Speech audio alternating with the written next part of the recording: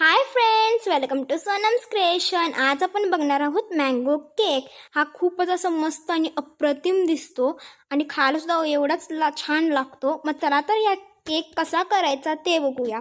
Cake करण्यासाठी सगळ्यात अगोदर मी इथे घेतलेलं आहे एक मिक्सिंग बाउल. त्यामध्ये मी टाकत आहे 1 कप दही. दही का टाकावं? दह्यामुळे ना आपल्या केकला असं मस्त असं स्पॉन्ज येण्यासाठी, फ्लफी होण्यासाठी मदत होते. आता दही टाकून झालं की ते मी विस्कर घेत आहे आणि त्याच्याने हा केक मस्त असा व्यवस्थित असा फेटून घेत आहे. एकदम असा मस्त, त्याच्यामध्ये लम्स नाही राहिले पाहिजे आणि त्याचबरोबर ते असं क्रीमी टेक्स्चरमध्ये दिसायला पाहिजे. बघू शकता किती मस्त दिसतंय ना. आणि त्याचनंतरने मी इथे घालणार आहे 1 कप पिठी साखर. आता पिठी साखर म्हणजे काय? पिठी साखर म्हणजे जी आपण रेग्युलर साखर घेतो ती साखर फक्त आपण मिक्सरमध्ये मिक्स करून घ्यायची, म्हणजे ब्लेंड करून घ्यायची आणि तीच साखर इथे मी वापरत आहे. 1 कप साखर आहे ही. मगाचा जो मेजरिंग कप होता ना त्याच कपने मी ही साखर घेतलेली आहे. जर तुमच्याकडे मेजरिंग कप्स नसतील तर तुम्ही कुठलीही घरातली एक वाटी घेऊ शकता आणि त्याने सुद्धा हे सगळं तुम्ही करू शकता. आता हे सुद्धा मी व्यवस्थित असं मिक्स करून घेतलेलं आहे आणि त्याच्यामध्ये सुद्धा काहीच लम्स नाही आहे.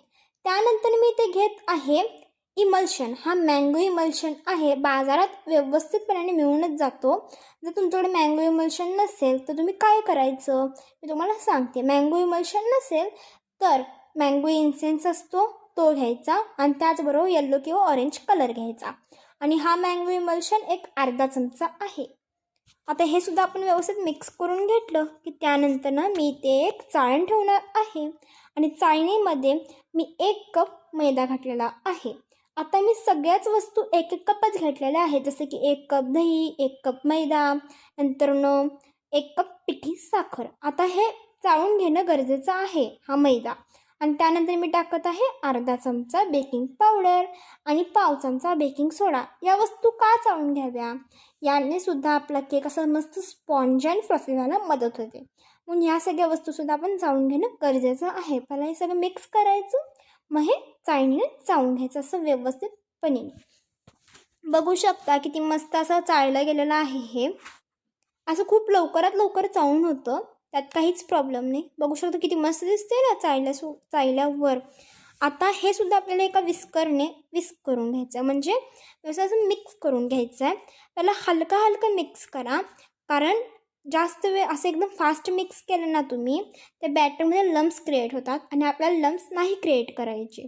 बघू शकता मी किती हळूहळू पद्धतीने करत आहे. हे अशा पद्धतीने दिसतं. यामध्ये मी दूध नाही अजून घातलेलं. आता आपल्याला दूधची आवश्यकता आहे. बॅटर जर आपलं घट्ट थिक आहे ना, म्हणून आपल्याला दूधची आवश्यकता आहे.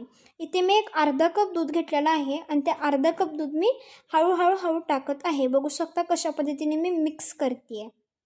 तुम्ही सुद्धा अशाच पद्धतीने मिक्स करा. बघू शकता किती मस्त दिसते ना. आता हे मिक्स करून झालं की त्यानंतर मी नेहमीप्रमाणे कट अँड फोल्ड मेथड करतेच. माझं कुठलाही केकची रेसिपी बघा तुम्हाला माझी कट अँड फोल्ड मेथड ही दिसतेच. आता ह्या वेळेला सुद्धा मी एक स्पॅच्युला घेतलेला आहे आणि माझ्या केकला मी असं कट अँड फोल्ड मेथड करत आहे. कट अँड फोल्ड मेथड करून झाली की ते मी एक टीन घेतलेला आहे, केक टीन. त्याला बटर पेपर लावलेला आहे. जर बटर पेपर नसेल तर काय करायचं मी सांगते. बटर पेपर नसेल तर तेल घ्यायचं 1 चमचा, ग्रीज करायचं त्याला आणि मैदा डस्ट करायचा. आता बघू शकता हे सगळं बॅटर मी ओतलेलं आहे. आता ओतून घ्यायचं. ओतून झाल्यानंतर काय करायचं तेही मी सांगते. ओतून झाल्यानंतर ना हे जे तुम्हाला बॅटर दिसते ना, हे 30 सेकंड्ससाठी आपल्याला टॅप करायचं आहे आणि टॅप करून झाल्यानंतर मायक्रोवेव्ह कन्व्हेक्शन हा मोड असतो. त्या मायक्रोवेव्ह कन्व्हेक्शनमध्ये आपल्याला 10 मिनटं हे बॅटर ठेवून द्यायचं आहे. 10 मिनटंच ठेवायचं आहे बॅटर, जास्त ठेवू नका. मायक्रोवेव्ह कन्व्हेक्शनमध्ये 10 मिनटं हे आपल्याला बेक करायला ठेवायचं आहे. बघू शकता मायक्रोवेव्ह कन्व्हेक्शनमध्ये हे मी 10 मिनटं बेक करायला ठेवलेलं आहे. आता आपण हे बघूया की बॅटर झाले का नाही बरोबर. जर तुमच्याकडे टूथपिक नसेल तर एक काडी घ्या, चाकू घ्या किंवा चमचा शेवटचा टोक असतो ना तो घेऊ शकता. आता मी इथे एक स्टिक घेतलेली आहे. ह्या स्टिकला बघितलं माझं बॅटर झाले की नाही, म्हणजे केक झाला आहे की नाही. माझा टूथपिक तुम्ही बघितलाच असाल की माझी टूथपिक क्लीन आली होती. तर तुमची नाही आली 5 मिनटं अजून बेक करू शकता, पण माझी आली. आता मी इथे प्लेट घेतलेली आहे आणि प्लेटच्या वरून हे मी डॅप करून काढलेलं आहे. बघू शकता किती इझिली निघणार हा. आता ह्या जो बटर पेपर दिसतोय ना, हा बटर पेपरसुद्धा आपल्याला काढायचा आहे अशा पद्धतीने. तर तुम्ही मैदाने डस्ट केला असेल तर काय काढायची जरूरतच लागत नाही. बटर पेपर नुसता टॅप करायचा आपापच निघतो. पण याने कसं होतं बटर पेपरने एकदम असं व्यवस्थित डिमोल्ड होतो केक. अशा पद्धतीने बघू शकता किती मस्त दिसतोय ना. असं खूपच स्पॉन्ज आलेलं आहे. जेव्हा मी हात लावते ना केक असा आत जातो. एवढा स्पॉन्ज आलेला आहे केकला. तर तुम्ही अशा पद्धतीने केक तयार करायला गेला ना, तुमचा केक मस्तच होईल. आणि जर तुम्ही केक पहिल्यांदासुद्धा ट्राय करायला गेला ना, तुमचा केक बिघडणार नाही अजिबात. सेम असं मस्तच होईल केक तुमचा. खायलासुद्धा मस्तच लागतो आणि दिसायला तर अप्रतिम दिसतो बघू शकता. आणि त्यानंतर मी इथे एक मँगोचं क्रश घेतलेलं आहे. मँगोचं क्रश इझिली बाजारात मिळतं आणि ते क्रश मी एका वाटीत काढून घेतलेलं आहे. हे क्रश 2 चमचे मी पहिला घेतलेला आहे आणि त्यानंतर हे क्रश मी व्यवस्थित असं स्प्रेड करून घेणार आहे. व्यवस्थित असं पूर्ण स्प्रेड करून झालं की अजून थोडं घ्यायचं. पहिला बघायचं आपल्या केकला तेवढं क्रश पुरते का, नाही पुरलं तर अजून थोडं क्रश घ्यायचं आणि अशा पद्धतीने स्प्रेड करायचं. बघू शकता किती मस्त असं स्प्रेड झाले ना. तर तुम्हाला माझ्या रेसिपीज आवडत असतील तर नक्कीच माझ्या चॅनलला सबस्क्राईब करा अजून व्हिडिओज बघण्यासाठी आणि बेल आयकॉनला सुद्धा क्लिक करा. आता मी हे जे एक एक चमचे जे तुम्ही बघत आहात मी कसं टाकते आहे ना, हे मी का टाकते आहे कारण ड्रॉपिंग्स पडतात माहिती आहे का तुम्हाला. ड्रॉपिंग्स असे रेषा रेषा पडतात त्यासाठी टाकते. ते सुद्धा ऑप्शनल आहे, खरं दिसायला छान दिसतं ना म्हणून मी टाकत आहे.